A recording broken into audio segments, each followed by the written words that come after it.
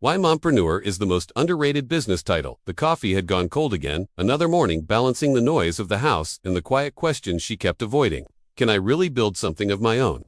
She stared at the word on her laptop screen. Mompreneur. It felt small somehow, like a consolation prize for women who couldn't commit to being real entrepreneurs, like ambition wrapped in an apology. She wasn't chasing millions, just freedom. The kind that fits between nap times and school pickups. The kind that doesn't require permission slips or explanations at family dinners. But every time she tried to own the title, something inside her resisted. Maybe it was the way people smiled when she said it, that patronizing tilt of the head that said how cute instead of how capable. Part of her still felt guilty for wanting more, as if ambition had to disappear when motherhood began, as if the two couldn't coexist without one diminishing the other. She'd scroll past the LinkedIn profiles of real CEOs and wonder if she'd ever earn that kind of respect, if building a business from her dining room table even counted. But the idea didn't come from a business book, it came from the mess on her kitchen table, the hand-drawn planner she'd created because nothing on the market understood her schedule, the organic baby food she'd been making for months that other moms kept asking about, the photography skills she'd developed documenting her children's lives that local families now wanted to hire. She paused, took a breath, let the doubt settle without fighting it. What if the problem wasn't the title, but how the world had been trained to see it? According to recent data from women-owned business studies, home-based businesses led by mothers are growing faster than almost any other entrepreneurial segment. Not because they're easier or smaller, but because they're born from a different kind of necessity. The necessity of someone who can't choose between two identities, so she builds a bridge between them instead. The mom part wasn't the weakness in Mompreneur, it was the unfair advantage no one wanted to acknowledge. She thought about the skills she'd developed since becoming a mother. Project management that would make corporate teams weep, coordinating schedules, meals, activities, emotional crises, and deadlines simultaneously. Negotiation tactics refined through convincing a toddler to wear pants. Resource optimization that turned $20 in a pantry into a week of meals. Crisis management learned at 3 a.m. with a sick child and no backup plan. These weren't soft skills. They were survival skills that translated directly into business resilience. What would you have done in her place? She started noticing patterns. The mompreneur, running a 6-figure virtual assistant agency who built her client base during her daughter's occupational therapy appointments. The one who turned her postpartum anxiety into a mental health podcast that now reaches millions.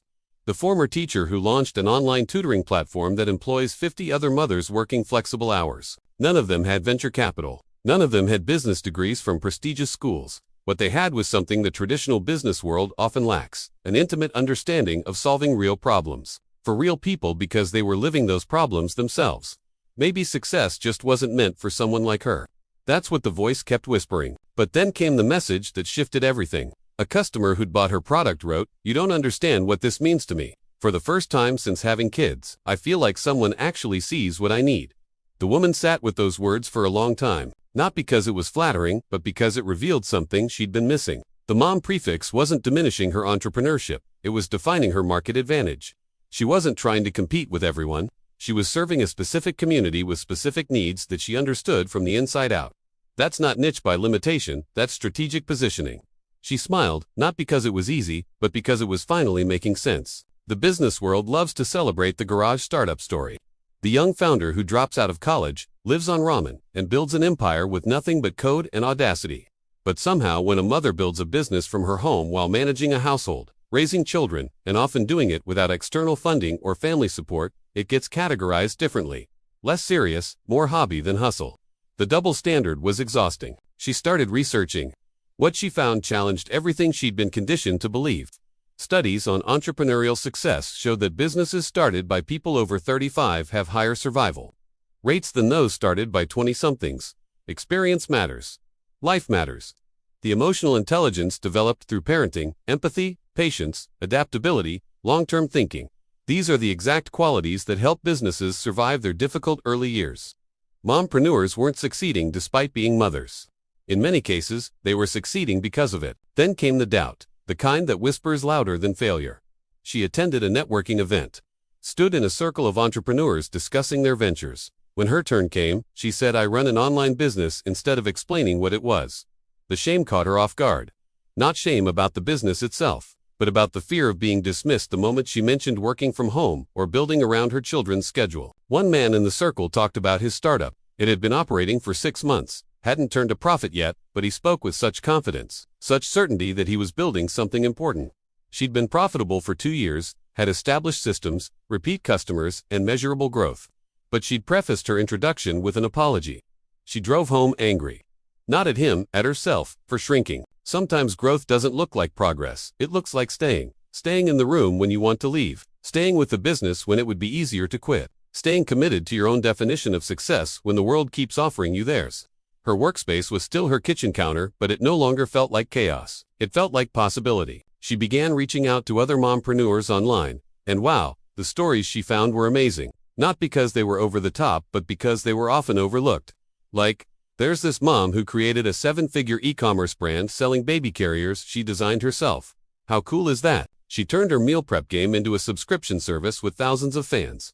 And then there's the former nurse who made an online course to help other medical pros switch to remote work. How cool is that? These weren't exceptions. They were evidence of a pattern the traditional business world hadn't learned to recognize yet.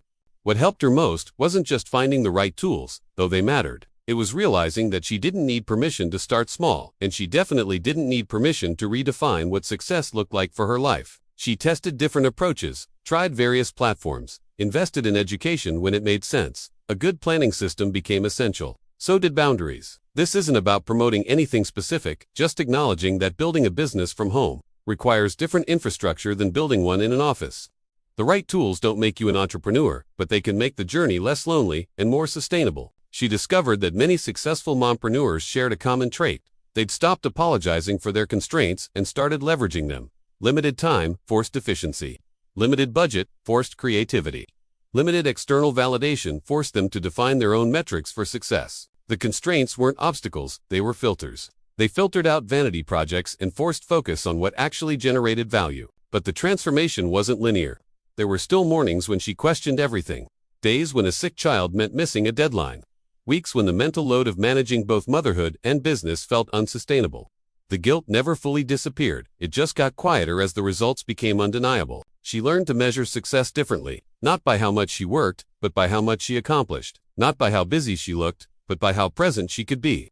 Not by someone else's definition of entrepreneurship, but by whether she was building something that served both her family and her ambition without sacrificing either completely.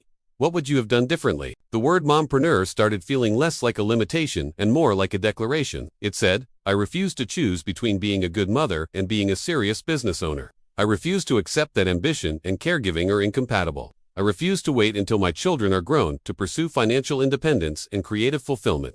It was rebellion disguised as compromise. She thought about the mothers who came before her, the ones who didn't have the internet, online payment systems, or the ability to reach global markets from a laptop. The ones who'd run businesses from their homes long before it had a trendy name. Taking in sewing, baking, childcare, bookkeeping. They weren't celebrated as entrepreneurs. They were just doing what needed to be done. The infrastructure had changed. The courage required hadn't. According to entrepreneurial research, one of the strongest predictors of business success isn't education or funding, it's resourcefulness. The ability to solve problems with what you have, rather than waiting for ideal conditions. Mothers master this daily, turning limited resources into functioning systems, creating order from chaos, building structure around unpredictability. These are literally the core competencies of successful entrepreneurship. She stopped waiting for validation from the traditional business world and started building her own ecosystem. She found communities of women running businesses from their homes, supporting each other with advice, referrals, and the kind of practical wisdom you can't learn in business school. They shared strategies for managing inconsistent schedules, dealing with mom guilt, pricing their services appropriately, and saying no to opportunities that looked good but didn't serve their larger vision. They reminded each other that building slowly wasn't failing, it was sustainable. The breakthrough came when she stopped comparing her Chapter 3 to someone else's Chapter 20, stopped measuring her home-based business against companies with full-time teams and venture capital, started recognizing that different doesn't mean less than. She smiled again, this time because she meant it. The business world is slowly catching up. Remote work normalized what mompreneurs had been doing for decades. The pandemic proved that productive work doesn't require office buildings. Digital tools made it possible to run sophisticated operations from anywhere. And slowly, grudgingly, the narrative is shifting. But the women who'd been doing this all along didn't need the world to catch up to know their work mattered. She attended another networking event. This time when someone asked what she did, she said it clearly. I'm a mompreneur. I run an online business that I built around my family's needs, and it's been profitable for 3 years. No apology, no disclaimer, just facts. The response surprised her. Other women approached afterward, asking how she'd done it, what her biggest challenges were, whether she thought they could do something similar. She realized that by owning the title, instead of shrinking from it, she'd given others permission to imagine it for themselves. That's when she understood the real power of the word. Mompreneur wasn't underrated because it lacked legitimacy. It was underrated because it threatened a system built on the assumption that serious business requires sacrificing everything else. It proved that you could build wealth, impact, and independence without abandoning the other parts of your life that mattered. It was proof that the traditional path wasn't the only path. And for systems that rely on everyone following the same path, that's dangerous. When she poured her coffee the next morning, it was still hot because this time, she wasn't rushing. She was building a business that fit her life instead of a life that fit someone else's definition of business.